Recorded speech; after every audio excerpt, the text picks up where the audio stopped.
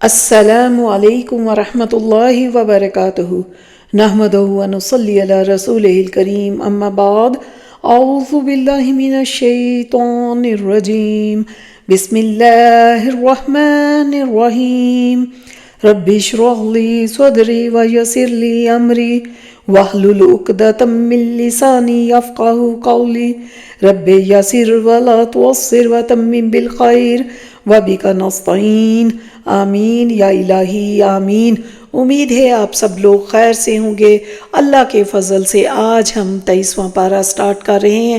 23ویں پارے کا آغاز سورہ یاسین آیت 22 سے ہوتا ہے اور سورہ الزمر آیت 31 پر اختتام ہوتا ہے۔ سورہ یاسین کی آیت 22 سے 32 میں ہے کہ پچھلی آیات میں انبیاء علیہ السلام کی تائید کرنے والے ایک مرد مومن کا ذکر تھا۔ اس پارے میں اس مرد مومن کی تبلیغ کا ذکر ہے کہ اس نے بستی کے لوگوں سے مخاطب ہو کر کہا کہ میں اللہ کی عبادت کیوں نہ کروں کہ اسی نے مجھے پیدا کیا ہے اور اسی کی طرف مجھ کو پلٹ کر جانا ہے۔ اللہ کو چھوڑ کر اگر میں کوئی اور معبود پکڑ لوں تو مجھے اس معبود کا کیا فائدہ کہ اللہ اگر مجھے کوئی نقصان پہنچانا چاہے تو دوسرے معبود میرا کچھ بھی بھلا نہیں کر سکتے۔ بستی والوں نے اس کی دعوت کو قبول کرنے کے بجائے اس کو قتل کر دیا۔ اللہ نے اس کو جنت میں داخل کر دیا اور اللہ کی رحمتیں بستی والوں سے روٹھ گئیں۔ اس آدمی کو اللہ نے بخش دیا اور جنت میں داخل کر دیا۔ جب اس نے جنت کی نعمتیں اور آسائشیں دیکھی تو کہنے لگا کاش میری قوم کو بھی معلوم ہو جائے کہ اللہ نے میرے ساتھ کیا معاملہ کیا تو وہ بھی ہدایت پا لیں۔ یہ مرد مومن دنیا میں بھی قوم کا خیر خواہ تھا اور جنت میں بھی اسے اپنی قوم کی فکر تھی۔ اسی طرح کفار مکہ کو بتایا جا رہا ہے کہ نبی پاک صلی اللہ علیہ وآلہ وسلم کو بھی آپ لوگوں کی ایسی ہی فکر ہے جس طرح وہ مرد مومن اپنی قوم کا خیر خواہ تھا۔ اس کے بعد ہم نے اس کی قوم پر آسمان سے کوئی لشکر نہ اتارا اور نہ اس طرح ہم اتارا کرتے ہیں، وہ تو بس ایک زوردار چنگھاڑ تھی جبھی وہ سب بجھ کر رہ گئے۔ افسوس ہے بندوں کے حال پر کہ نہیں آتا ان کے پاس کوئی پیغمبر مگر وہ اس کا مذاق ہی اڑاتے ہیں۔ کیا انہوں نے دیکھا نہیں ان سے پہلے ہم نے کتنی نسلوں کو ہلاک کر دیا اور وہ ان کی طرف لوٹ کر نہیں آتے اور وہ سب کے سب ہمارے ہی سامنے حاضر کیے جائیں گے۔ اس کے بعد آیت 33 سے 50 میں ہے کہ ان کے لیے ایک نشانی مردہ زمین میں ہے، ہم نے اسے زندہ کیا اور اس سے اناج نکالا تو اس میں سے وہ کھاتے ہیں، اور ہم نے بنا دیے اس میں باغات کھجوروں اور انگوروں کے، اور جاری کر دیے ہم نے اس میں چشمے تاکہ وہ اس کے پھلوں میں سے کھائیں، اور یہ سب ان کے ہاتھوں نے تو نہیں بنایا، تو کیا تم لوگ پھر شکر نہیں کرتے؟ پاک ہے وہ ذات جس نے پیدا کیا تمام جوڑوں کو اس میں سے جو زمین اگاتی ہے، اور خود ان کی اپنی جانوں سے بھی ان سے بھی جن کے بارے میں یہ نہیں جانتے۔ ان کے لیے ایک نشانی رات بھی ہے، ہم کھینچ لیتے ہیں اس سے دن کو تو اس وقت یہ اندھیرے میں رہ جاتے ہیں، اور سورج چلتا رہتا ہے اپنے مقررہ راستے پر۔ یہ اندازہ مقرر کیا ہوا ہے اس کا جو بہت زبردست بہت علم والا ہے، اور چاند کی ہم نے منزلیں مقرر کر دی ہیں یہاں تک کہ وہ پھر کھجور کی پرانی سوکھی ٹہنی کی طرح ہو جاتا ہے۔ نہ تو سورج کے لیے ممکن ہے کہ وہ چاند کو پکڑ لے اور نہ ہی رات دن سے آگے نکل سکتی ہے۔ یہ سب اپنے اپنے دائرے میں تیر رہے ہیں۔ ہم نے ان کے لیے اسی طرح کی اور چیزیں بھی پیدا کر دیں جن پر یہ لوگ سواری کرتے ہیں، اور اگر ہم چاہیں تو انہیں غرق کر دیں، پھر نہ تو ان کا کوئی فریاد رس ہوگا نہ ہی وہ چھڑائے جائیں گے، مگر یہ ہماری طرف سے رحمت اور فائدہ اٹھانا ہے ایک وقت معین تک کے لیے۔ اور جب ان سے کہا جاتا ہے کہ سبق حاصل کرو اس سے جو تمہارے سامنے ہے جو تمہارے پیچھے ہے تاکہ تم پر رحم کیا جائے، اور ان کے پاس تو ان کے رب کی نشانیوں میں سے کوئی نشانی ایسی نہیں آئی جس سے یہ بے رخی نہ برتتے ہوں۔ اور جب ان سے کہا جاتا ہے کہ اللہ تعالیٰ کے دیے ہوئے میں سے کچھ خرچ کرو تو یہ کفار ایمان والوں کو جواب دیتے ہیں کہ ہم انہیں کیوں کھلائیں جنہیں اگر اللہ تعالیٰ چاہتا تو خود کھلا پلا دیتا، تم تو ہو ہی کھلی گمراہی میں۔ وہ کہتے ہیں کہ یہ وعدہ کب سچا ہوگا؟ سچے ہو تو بتلاؤ، انہیں صرف ایک سخت چیخ کا انتظار ہے جو انہیں آن پکڑے گی۔ یہ باہم لڑائی جھگڑے میں ہی ہوں گے۔ اس وقت نہ تو یہ وصیت کر سکیں گے اور نہ ہی اپنے اہل کی طرف لوٹ سکیں گے۔ پھر اس کے بعد آیت 51 سے 83 میں ہے کہ اور سور پھونکا جائے گا تو وہ یکا یک قبروں سے نکل کر اپنے رب کی طرف دوڑ پڑیں گے اور کہیں گے، ہائے ہماری شامت، ہمیں کس نے اٹھا دیا ہماری قبروں سے؟ پھر خود ہی کہیں گے، ارے یہ تو وہی دن ہے جس کا رحمان نے اور اس کے پیغمبروں نے وعدہ کیا تھا، اور پیغمبروں نے سچ کہا تھا۔ پس آج کے دن کسی جان پر کوئی ظلم نہیں کیا جائے گا اور تمہیں بدلے میں نہیں دیا جائے گا مگر وہی کچھ جو تم عمل کرتے رہے تھے۔ یقیناً اہل جنت اس دن مزے کرنے میں مشغول ہوں گے۔ وہ اور ان کی بیویاں سائے میں تختوں کے اوپر تکیے لگائے بیٹھے ہوں گے۔ اس میں ان کے لیے تمام میوے ہوں گے اور ان کے لیے ہر وہ شے ہوگی جو وہ طلب کریں گے۔ سلام کہا جائے گا رب رحیم کی طرف سے۔ اور اس کے بعد شیطان تو تم میں سے بہت بڑی تعداد کو گمراہ کر کے لے گیا، تو کیا تم لوگ عقل سے کام نہیں لیتے تھے؟ اب یہ جہنم حاضر ہے جس کا تم کو وعدہ دیا جاتا تھا۔ آج ہم ان کے منہوں پر مہر لگا دیں گے، ان کے ہاتھ ہم سے باتیں کریں گے، ان کے پاؤں گواہی دیں گے اس کمائی کے بارے میں جو وہ کرتے رہے تھے، اور اگر ہم چاہیں تو ان کی صورتیں مسخ کر دیں، ان کے اپنے مقام پر تو نہ وہ آگے چل سکیں نہ پیچھے لوٹ سکیں۔ نہ تو ہم نے اس پیغمبر کو شعر سکھائے اور نہ یہ اس کے لائق ہے، وہ تو صرف نصیحت اور واضح قرآن ہے تاکہ وہ خبردار کر دے اس کو جو زندہ ہو اور کافروں پر حجت قائم ہو جائے۔ کیا انہوں نے غور نہیں کیا کہ ہم نے اپنے ہاتھوں کی بنائی ہوئی چیزوں میں سے ان کے لیے چوپائے پیدا کر دیے جن کے اب یہ مالک بنے پھرتے ہیں؟ انہیں ان سے اور بھی بہت سے فائدے ہیں اور پینے کی چیزیں، کیا پھر بھی یہ شکر ادا نہیں کریں گے؟ اور انہوں نے اللہ کے سوا دوسرے معبود گھڑ لیے ہیں شاید کہ ان کی مدد کی جائے۔ تو اے نبی صلی اللہ علیہ وآلہ وسلم، ان کی بات آپ کو رنجیدہ نہ کرے۔ ہم خوب جانتے ہیں جو کچھ یہ لوگ چھپا رہے ہیں اور جو کچھ ظاہر کر رہے ہیں۔ کیا انسان کو اتنا بھی معلوم نہیں کہ ہم نے اسے نطفے سے پیدا کیا، پھر یکا یک وہ سری جھگڑالو بن کے بیٹھ گیا، اور یہ ہمارے بارے میں تو مثالیں بیان کرتا ہے اور اپنی پیدائش کو بھول گیا۔ کہتا ہے کہ کون زندہ کرے گا ہڈیوں کو جبکہ وہ بالکل بوسیدہ ہو چکی ہوں گی۔ اے نبی صلی اللہ علیہ وآلہ وسلم، آپ کہیے ان کو وہی زندہ کرے گا جس نے ان کو پہلی مرتبہ پیدا کیا تھا، اور وہ ہر مخلوق کا علم رکھنے والا ہے، مکمل علم۔ تو کیا جس نے پیدا کیا آسمانوں کو، زمین کو، وہ اس پر قادر نہیں کہ ان جیسی مخلوق کو دوبارہ پیدا کر دے؟ کیوں نہیں، جبکہ وہ تو بہت تخلیق فرمانے والا، سب کچھ جاننے والا ہے۔ اس کی شان تو یہ ہے کہ جب وہ کسی شے کا ارادہ کر لیتا ہے تو وہ اسے کہتا ہے ہو جا، اور وہ ہو جاتی ہے۔ تو بڑی بابرکت ہے وہ ذات جس کے قبضہ قدرت میں ہر شے کا اختیار ہے، اور اسی کی طرف تم سب لوٹا دیے جاؤ گے۔ اس کے بعد سورۃ صافات شروع ہوتی ہے۔ یہ مکی سورہ ہے، اس میں 182 آیات اور 5 رکوع ہیں۔ یہ ایمان کے موضوع پر عظیم سورہ مبارکہ ہے۔ اس سورہ کی آیت 1 سے 10 میں ہے کہ قسم ہے ان فرشتوں کی جو قطار در قطار صفے باندھے حاضر رہتے ہیں، پھر قسم ہے ان کی جو ڈانٹنے والے ہیں، پھر قسم ہے ان کی جو تلاوت کرنے والے ہیں۔ یقیناً تم سب کا معبود ایک ہی ہے جو مالک ہے آسمانوں کا اور زمین کا، جو کچھ ان دونوں کے درمیان ہے ہم نے مزین کر دیا ہے۔ آسمان نے دنیا کو ستاروں کی زیبائش سے اور حفاظت کی سرکش شیطان سے بھگانے کے لیے ان کے لیے پھر ایک دائمی عذاب ہے، مگر جو کوئی ایک آدھ بات اچک لے بھاگے تو فوراً ہی اس کے پیچھے دہکتا ہوا شعلہ لگ جاتا ہے۔ پھر آیت 11 سے 74 میں ہے کہ ان کافروں سے پوچھو تو کیا آیا ان کا پیدا کرنا زیادہ دشوار ہے یا ان کا جنہیں ہم نے ان کے علاوہ پیدا کیا؟ ہم نے انسانوں کو لیس دار مٹی سے پیدا کیا، بلکہ اے نبی صلی اللہ علیہ وسلم آپ تعجب کرتے ہیں اور یہ لوگ مسخرہ پن کرتے ہیں، اور جب کوئی نشانی دیکھتے ہیں تو مذاق اڑاتے ہیں اور کہتے ہیں کہ یہ تو کچھ نہیں مگر یہ ایک کھلا جادو ہے۔ وہ کہتے ہیں کیا جب ہم مر جائیں گے اور مٹی اور ہڈیاں ہو جائیں گے تو کیا ہمیں دوبارہ اٹھایا جائے گا؟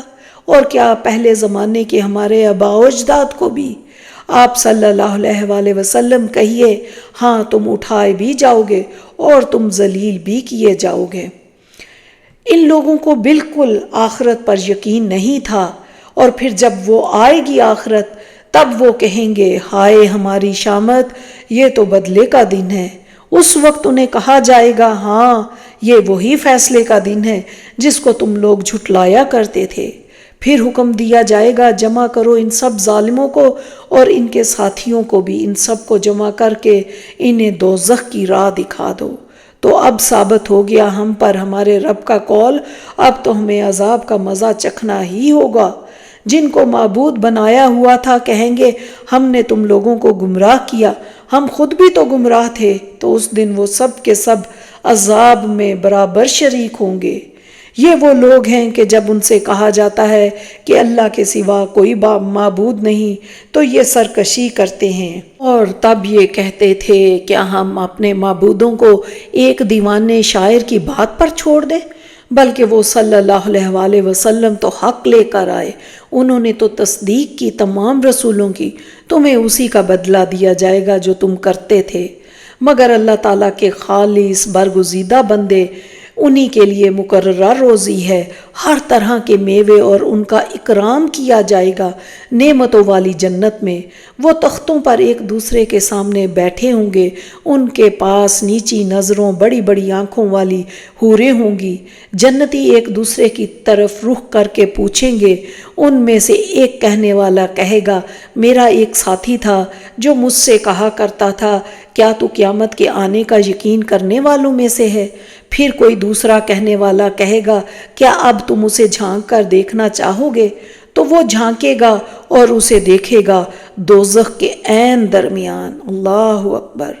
تو دیکھنے والا پکار اٹھے گا اللہ کی قسم تم تو قریب تھے کہ مجھے بھی برباد کر دیتے، سوائے ہماری اس پہلی موت کے اب ہمیں کوئی عذاب بھی نہیں دیا جائے گا۔ یقیناً یہی بہت بڑی کامیابی ہے۔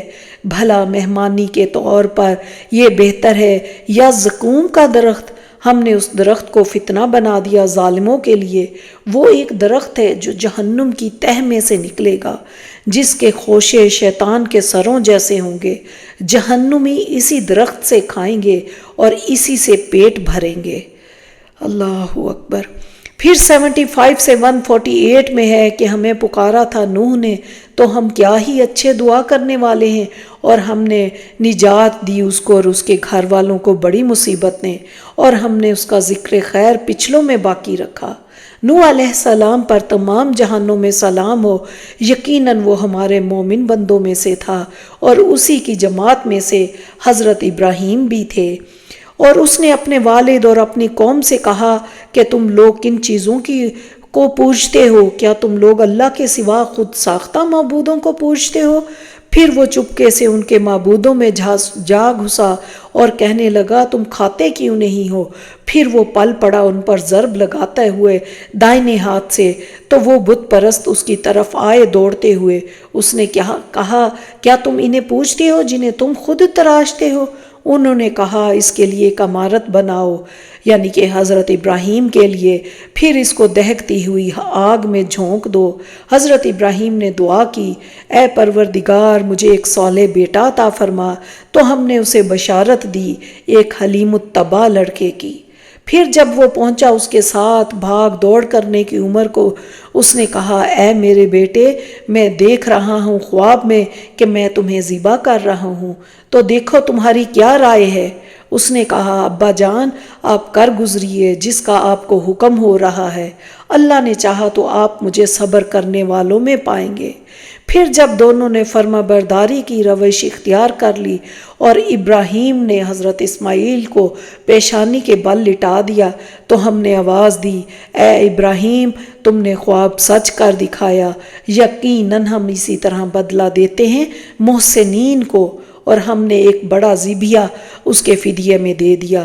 ابراہیم علیہ السلام پر سلام ہو، اور ہم نے برکت نازل کی اس پر بھی اور اسحاق پر بھی، اور ان دونوں کی اولادوں میں سے نیکوکار بھی تھے اور اپنی جانوں پر سری ظلم کرنے والے بھی۔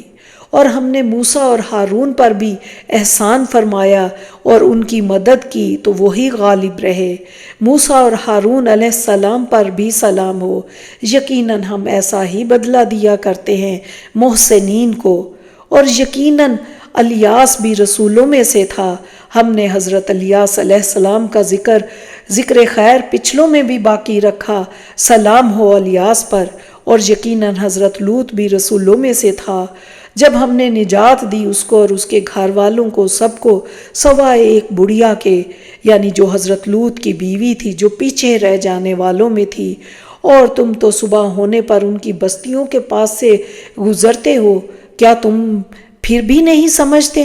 پھر اسی سورہ میں حضرت یونس علیہ السلام کا ذکر ہے کہ وہ رسولوں میں سے ہیں۔ حضرت یونس کو جب مچھلی نے نگل لیا تو انہوں نے مچھلی کے پیٹ میں کثرت سے اللہ کی تسبیح کی، جس کی برکت سے اللہ نے ان کو بڑی مصیبت سے نجات دے دی۔ تو ہم نے ڈال دیا اسے ایک چٹیل میدان میں، اور وہ خستہ حال میں تھا، تو ہم نے اس کے اوپر یقطین کا ایک پودا اگا دیا۔ پھر ہم نے اس کو بھیج دیا 1,00,000 یا اس سے بھی زیادہ لوگوں کی طرف۔ پھر اس کے بعد آیت 149 سے 182 میں ہے کہ اے نبی صلی اللہ علیہ وسلم، آپ ان سے پوچھیں کہ کیا تمہارے رب کے لیے تو بیٹیاں ہیں اور ان کے لیے خود کے لیے بیٹے ہیں؟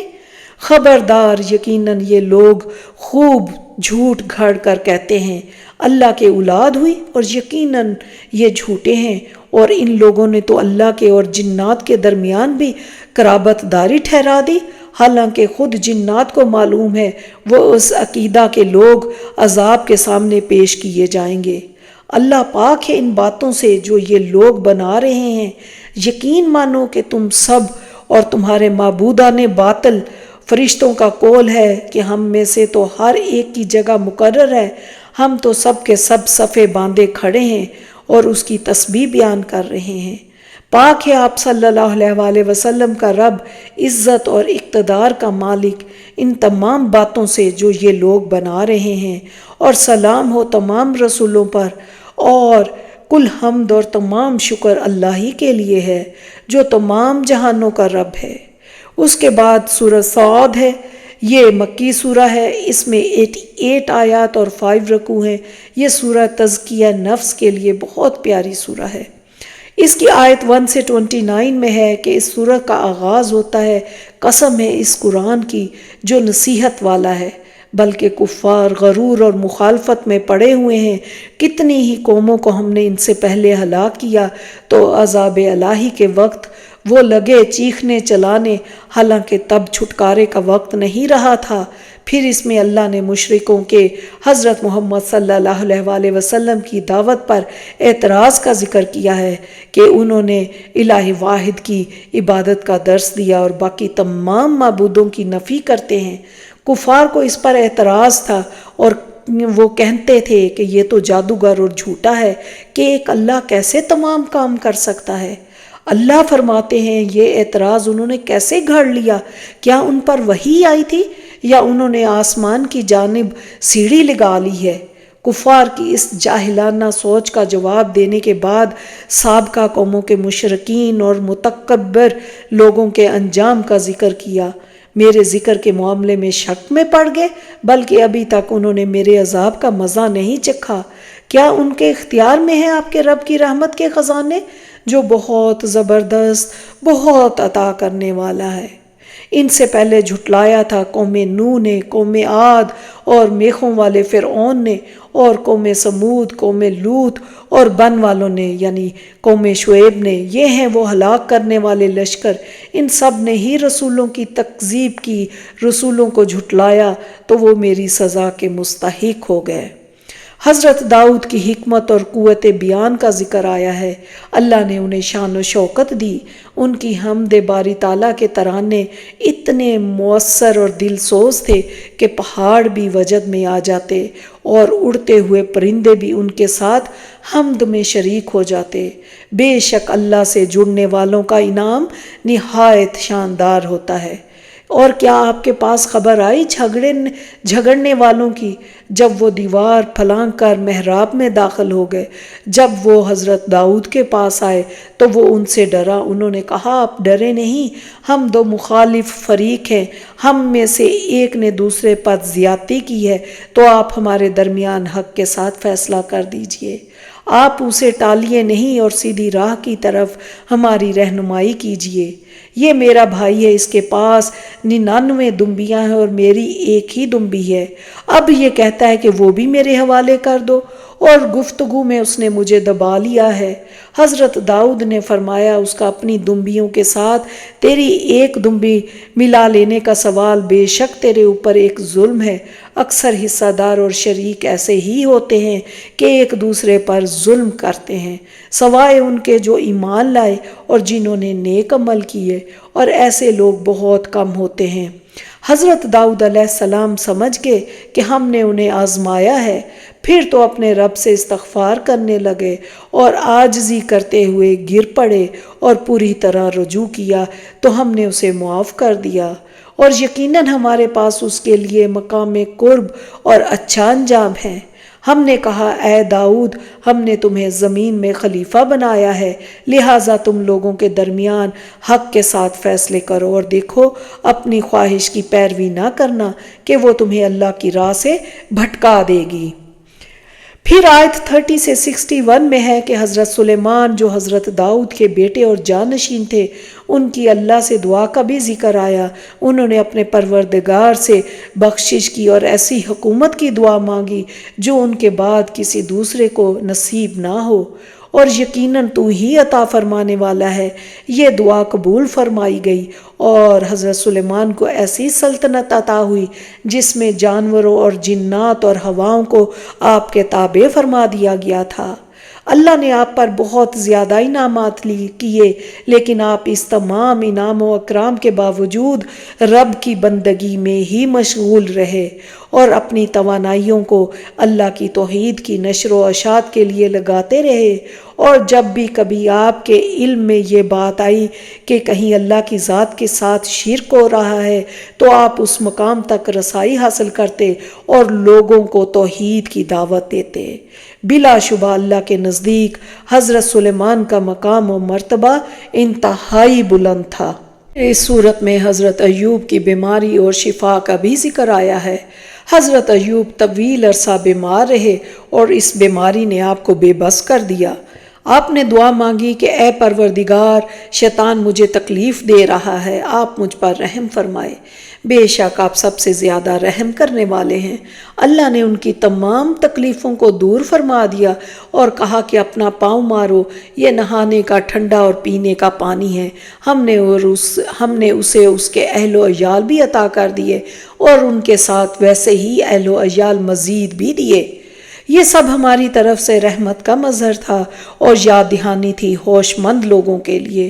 اس کے بعد 6 انبیاء کرام حضرت ابراہیم، حضرت اسحاق، حضرت اسماعیل، حضرت یعقوب، حضرت یسوع، حضرت ذوالکفل علیہ السلام کا ذکر آیا۔ یہ سب اللہ کے چنے ہوئے نیک بندے تھے۔ ہم نے ان کو خالص کر لیا تھا ایک خالص شے یعنی آخرت کے گھر کی یاد دہانی کے لیے۔ یہ ایک ذکر ہے اور یقیناً متقین کے لیے بہت ہی اچھی لوٹنے کی جگہ ہے، یعنی ہمیشگی والی جنتیں جن کے دروازے ان کے لیے کھلے ہوئے ہیں، اور ان کے پاس ہوں گی ان کی بیویاں نیچی نگاہ والی ان کی ہم عمر۔ یہ ہے جس کا وعدہ تم سے حساب حساب کے دن کے لیے کیا جاتا تھا، متقین کے لیے تو یہ ہے، اور یقیناً سرکشوں کے لیے لوٹنے کی بہت بری جگہ ہے، یعنی جہنم، جس میں وہ داخل ہوں گے، پس وہ بہت ہی برا بچھونا ہوگا، یہ ہے ان کے لیے، پس اس کو چکھیں کھولتا ہوا پانی اور پیپ۔ وہ کہیں گے پروردگار جس نے یہ سب کچھ ہمارے لیے آگے بھیجا تو اس کے لیے عذاب کو آگ میں دگنا بڑھا دے۔ اور آخری آیات میں ہے کہ اے نبی صلی اللہ علیہ وآلہ وسلم کہہ دیجئے میں تو بس ایک خبردار کرنے والا ہوں، اور نہیں ہے کوئی معبود سوائے اللہ کے، وہ اکیلا ہے، وہ ہر چیز پر پوری طرح چھایا ہوا ہے، جو پروردگار ہے آسمانوں کا اور زمین کا، جو کچھ ان کے درمیان ہے، وہ زبردست اور بڑا بخشنے والا ہے۔ اور جب کہا تھا آپ صلی اللہ علیہ وآلہ وسلم کے رب نے فرشتوں سے کہ میں بنانے والا ہوں ایک بشر کو مٹی سے، اس کے بعد آدم و ابلیس کے قصے کا ذکر فرمایا ہے اور یاد دہانی کرائی کہ ابلیس تمہارا کھلا دشمن ہے۔ بتایا جا رہا ہے کہ سجدہ کیا سب کے سب فرشتوں نے اکٹھے ہو کر سوائے ابلیس کے۔ اس نے تکبر کی وجہ سے حضرت آدم کو سجدہ کرنے سے انکار کیا۔ اس نے کہا کہ میں اس سے بہتر ہوں، مجھے بنایا تو نے آگ سے اور اس کو بنایا مٹی سے۔ اللہ نے فرمایا نکل جاؤ یہاں سے، اب تم مردود ہو گئے ہو۔ اللہ نے اس کو مہلت دی اس دن تک جس کا وقت طے شدہ ہے۔ اس نے کہا پس تیری عزت کی قسم میں ان سب کو گمراہ کر کے رہوں گا۔ اے نبی صلی اللہ علیہ وآلہ وسلم آپ کہیے میں تم سے اس پر کوئی اجر نہیں مانگتا اور میں کوئی بناوٹ کرنے والوں میں سے بھی نہیں ہوں، یہ تو تمام جہان والوں کے لیے سراسر نصیحت اور عبرت ہے، اور تم ضرور جان لوگے اس کی اصل خبر ایک وقت کے بعد۔ اس کے بعد سورہ زمر ہے جو کہ مکی سورہ ہے، اس میں 75 آیات اور 8 رکوع ہیں۔ اس سورہ میں توحید کا پہلو نمایاں ہے۔ اس کی آیت 1 سے 15 میں ہے کہ اس کتاب کا نازل ہونا اللہ تعالیٰ غالب با حکمت کی طرف سے ہے۔ حضرت محمد صلی اللہ علیہ وآلہ وسلم سے فرمایا گیا کہ اللہ نے آپ پر حق کے ساتھ کتاب نازل کی ہے، پس آپ مخلص ہو کر اللہ کی عبادت کریں۔ ارشاد ہوا کہ بہت سے لوگ اللہ کے علاوہ مددگار تلاش کرتے ہیں اور کہتے ہیں ہم ان کی عبادت اس لیے کر رہے ہیں کہ یہ ہمیں اللہ سے قریب کر دیں گے۔ یعنی اس آیت میں یہ سمجھایا گیا کہ اللہ کے قریب کرنے کے لیے کسی انسان کی عبادت کی حد تک پیروی درست نہیں ہے۔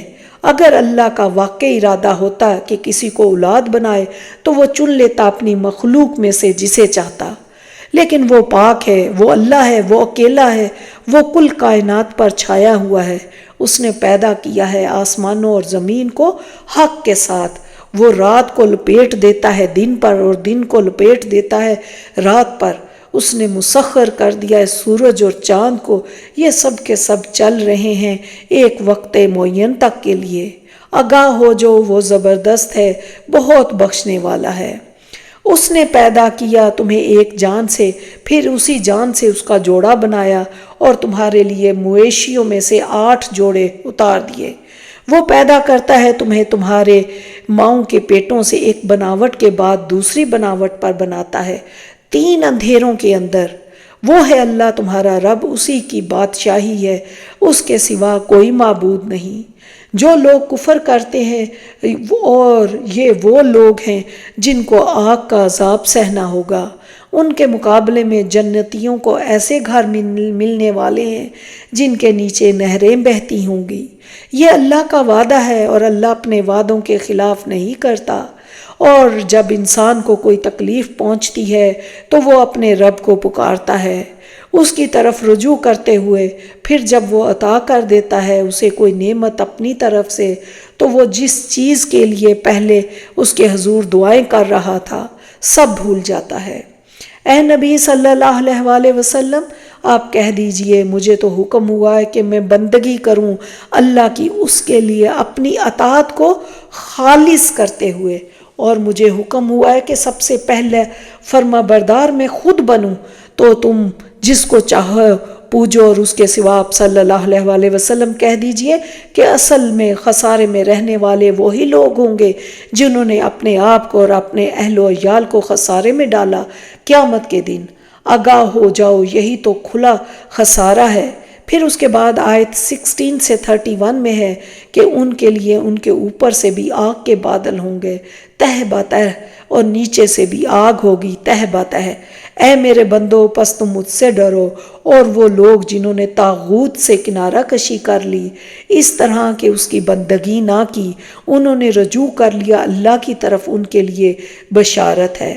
تو اے نبی صلی اللہ علیہ وآلہ وسلم، میرے ان بندوں کو بشارت دے دیجئے، ان کے لیے ہوں گے بالا خانوں پر بالا خانے، ایک دوسرے کے اوپر چنے ہوئے، ان کے دامن میں ندیاں بہتی ہوں گی۔ یہ اللہ کا وعدہ ہے، اللہ اپنے وعدے کی خلاف ورزی نہیں کرتا۔ اللہ نے بہترین کلام نازل کیا ہے کتاب کی صورت میں، جس کے مضامین باہم مشابہ ہیں اور بار بار دہرائے گئے ہیں۔ اس کی آیت سے ان لوگوں کے رونگٹے کھڑے ہو جاتے ہیں جو اپنے رب سے ڈرتے ہیں، پھر ان کے جسم اور ان کے دل اللہ کی یاد کے لیے نرم پڑ جاتے ہیں۔ یہ اللہ کی ہدایت ہے، جس سے وہ ہدایت بخشتا ہے جس کو چاہتا ہے، اور جس کو اللہ گمراہ کر دے پھر اس کے لیے کوئی ہدایت دینے والا نہیں ہے۔ اے نبی صلی اللہ علیہ وآلہ وسلم، جھٹلایا تھا انہوں نے بھی جو ان سے پہلے تھے، تو ان پر آندھم کا عذاب وہاں سے جہاں سے انہیں گمان تک بھی نہیں تھا۔ اور ہم نے انسانوں کے لیے اس قرآن میں ہر قسم کی مثالیں بیان کر دی ہیں، شاید کہ وہ سبق حاصل کرے۔ اللہ نے مثال بیان فرمائی ایک شخص کی جس میں بہت سے آپس میں ضد رکھنے والے آقا شریک ہیں، اور ایک وہ شخص جو پورے طور پر ایک ہی آقا کا غلام ہے۔ کیا یہ دونوں برابر ہو سکتے ہیں؟ مثال میں کل تعریف اللہ کے لیے ہے، لیکن ان کی اکثریت علم نہیں رکھتی۔ اے نبی صلی اللہ علیہ وآلہ وسلم، یقیناً موت آپ پر بھی وارد ہوگی، اور یہ سب بھی مرنے والے ہیں، پھر تم قیامت کے دن اپنے رب کے پاس آپس میں جھگڑو گے۔ یہاں پر 23واں پارہ مکمل ہوتا ہے، اور اب ہم اس میں غور و فکر اور عمل کے کچھ پوائنٹ دیکھ لیتے ہیں۔ سب سے پہلے سورہ یاسین میں ایک مرد مومن کا عمل ہمارے لیے بہترین نمونہ ہے۔ حق کی گواہی دینے کے لیے دور سے دوڑتا ہوا آیا، توحید کی دعوت میں حکیمانہ انداز اختیار کیا، اپنی ذات سے بات شروع کی کہ کیوں نہ میں اس ہستی کی عبادت کروں جس نے مجھے پیدا کیا۔ تو یہ ہمارے لیے سوچنے کا مقام ہے، ہمیں اس مرد مومن کی طرح اپنے عمل کو بنانا ہوگا۔ پھر اس سورہ میں ہے کہ اللہ تعالیٰ نے ہر چیز کا جوڑا بنایا، صرف اللہ کی ذات ہی واحد ہے، باقی ہر چیز جوڑوں میں ہے۔ اور آیت 58 میں ہے کہ اصحاب جنت کو بے شمار نعمتوں کے علاوہ جو وہ مانگیں گے دیا جائے گا۔ اللہ کی طرف سے جنتیوں کے لیے سلام ہوگا۔ لذتیں صرف کھانے پینے، عیش و آرام، اچھے گھر میں رہنے سے نہیں ملتی، بلکہ انسان کی ایک اور ضرورت بھی ہوتی ہے، اور وہ ہے عزت۔ جنت میں مزہ اس چیز میں بھی ہوگا کہ باقی نعمتیں تو ہوں گی ہی، لیکن عزت بھی ہوگی، جبکہ کفار کا معاملہ اس سے بالکل برعکس ہوگا۔ ان کے منہ پر مہریں لگا دی جائیں گی، اور باقی ان کے عذاب بولیں گے اور ان کے اعمال کی گواہی دیں گے۔ اب ہمارے لیے عمل کی بات ہے کہ جنت لے جانے والے اعمال کی رغبت رکھنا، اور ایسے دوستوں کی صحبت اپنانا جو صراط مستقیم پر چلنے میں بہترین مددگار ثابت ہوں۔ بات سورہ صافات کی آیت 1 میں کلام کرنے سے پہلے قسم کھائی گئی۔ قسم عموماً تاکید اور عظمت کے لیے ہوتی ہے۔ مفسرین کی رائے ہے کہ اس سے مراد فرشتے ہیں، ان کی خصوصیت ہے کہ وہ صف بندی کرتے ہیں، اور یاد رکھیں کہ دلوں کی درستگی کا انحصار صفوں کی درستگی میں ہے۔ پھر قیامت کے دن ایک جیسے عمل کرنے والے ایک جیسے ہوں گے، تو غور کریں کہ سب سے زیادہ آپ کی زندگی میں کس چیز کی اہمیت ہے۔ دوستی کس بنا پر کرتے ہیں، قرآن کی بنا پر یا کسی اور چیز پر؟ بلکہ ہمیں ہر اس چیز سے محبت کرنی چاہیے جو ہمیں اللہ کی محبت کے قریب کر دے، اور اس کے لیے کثرت سے دعا بھی مانگنی چاہیے۔ پھر آیت 40، 73، 128 اور 160 میں ہے کہ مشرکین اللہ کے مخلص بندوں کو گمراہ نہیں کر سکیں گے۔ اللہ تعالیٰ مخلص محسنین بندوں کو دنیا میں بھی مشکلات سے نجات دیتا ہے اور جنت میں بھی ان کے لیے پرلذت چیزیں ہوں گی۔ وہاں کسی کے دل میں ایک دوسرے کے لیے بغض، حسد اور عداوت نہیں ہوگی۔ اسی وجہ سے وہ ایک دوسرے سے منہ موڑ کر پیٹھ پھیر کر نہیں بیٹھیں گے بلکہ آمنے سامنے بیٹھے ہوں گے۔ تو اس لیے ہمیں اللہ کے مخلص بندوں میں سے بننا ہوگا۔ پھر آیت 105، 121 اور 131 میں محسنین کی مثالوں میں ہم انبیاء علیہ السلام، حضرت نوح، حضرت ابراہیم، حضرت اسحاق، حضرت اسماعیل، حضرت یونس، حضرت الیاس، حضرت موسیٰ، حضرت ہارون علیہ السلام کے حالات کو دیکھتے ہیں۔ حضرت نوح علیہ السلام کا کرب عظیم سے نجات، ابراہیم علیہ السلام اور اسماعیل علیہ السلام کا ذبح عظیم کا واقعہ، ابراہیم علیہ السلام کو بتوں کو توڑنا اور قوم سے بغاوت، یونس علیہ السلام کا اللہ کی تسبیح کرتے رہنے کی بنیاد پر مچھلی کے پیٹ سے نکلنا، ہمارے لیے بہترین مثالیں ہیں یہ، ان پر ہمیں خوب غور و فکر کرنا چاہیے۔ پھر حضرت ایوب کی مثال سے ہمیں عمل کا نقطہ ملتا ہے کہ شفا سے کبھی بھی مایوس نہ ہو، چاہے بیماری آخری حد پر ہی کیوں نہ ہو۔ اللہ چاہے تو کسی وقت بھی شفا دے سکتا ہے، اس لیے کبھی مایوس نہیں ہونا چاہیے۔ پھر آیت 84 میں قلب سلیم کے بارے میں پڑھتے ہیں کہ قلب سلیم کیا؟ قلب سلیم وہ دل ہے جو شرک، منافقت، سرکشی، بغض، حسد وغیرہ سے پاک اور سلامت دل ہوتا ہے۔ تو ہمیں اپنے دلوں کا جائزہ لینا ہے کہ ہمارے دل ان چیزوں سے پاک ہیں۔ اس کے بعد سورہ صاد کی آیت 1 میں دیکھتے ہیں کہ نصیحت والے قرآن کی قسم کھائی گئی، جن سے لوگوں کی یاد دہانی کروائی جاتی ہے کہ ان لوگوں کو شرف اور مرتبہ حاصل ہوتا ہے جو اس قرآن پر عمل کرتے ہیں۔ تو ہمیں قرآن پر عمل کرنا ہوگا، قرآن کی چیزوں پہ غور و فکر کر کے اس پہ عمل کرنے والے بننا ہوگا۔ پھر آیت 17 میں نبی صلی اللہ علیہ وسلم کو تسلی دی گئی کہ صبر کیجیے اور ہمارے بندے داؤد علیہ السلام کو یاد کریں کہ جو قوت والے اور بہت رجوع کرنے والے بندے تھے۔ اور آیت 26 میں ہے کہ خواہشات نفس کے پیچھے لگنے سے انسان گمراہ ہو جاتا ہے اور آخرت کو بھول جاتا ہے۔ تو یاد رکھیں، ذہن میں رکھیں کہ ہمیں اپنی خواہشات کے پیچھے نہیں لگنا۔ اور پھر آیت 29 میں ہے کہ قرآن نازل کرنے کا اصل مقصد اس پر غور و فکر اور نصیحت حاصل کرنا ہے۔ اس آیت کی روشنی میں ہم اپنا اور اپنے دلوں کا جائزہ لے سکتے ہیں۔ ہمیں ہر اس چیز، ہر اس کام سے محبت کرنی چاہیے جو اللہ کی محبت کے ہمیں قریب کر دے۔ جس بھی کام سے محبت کی جاتی ہے وہ پھر آسان ہو جاتا ہے۔ سنن ترمذی میں ہے، اے میرے اللہ، میں تجھ سے تیری محبت مانگتا ہوں اور اپنے ان بندوں کی محبت بھی مجھے عطا فرما جو تجھ سے محبت کرتے ہیں، اور ان اعمال کی بھی محبت مجھے عطا فرما جو تیری محبت کے مقام تک پہنچا دے مجھے۔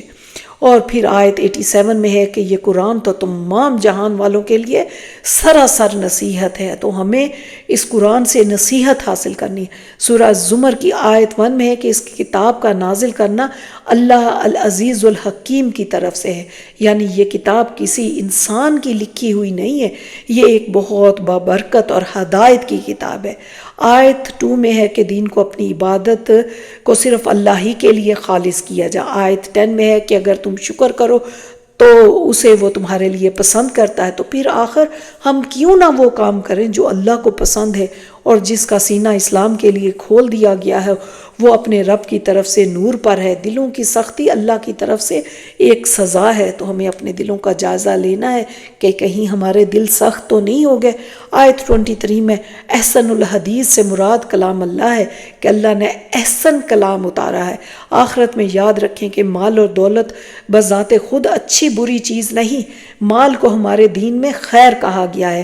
اس کا مطلب ہے اگر کوئی اس کو خیر کے کاموں میں استعمال کرے گا تو یہ اس کے لیے باعث خیر ہوگا، لیکن اگر کوئی اس کو اپنے مال کو شر کے کاموں میں استعمال کرے گا تو اس کے لیے باعث شر ہوگا۔ لہٰذا مال سے محبت اس لیے کرنی چاہیے کہ میں اس مال سے اپنی آخرت بناؤں گا یا بناؤں گی، میں اس مال سے صلہ رحمی کروں گا، میں اس مال کو دین کی ترقی کے لیے استعمال کروں گا۔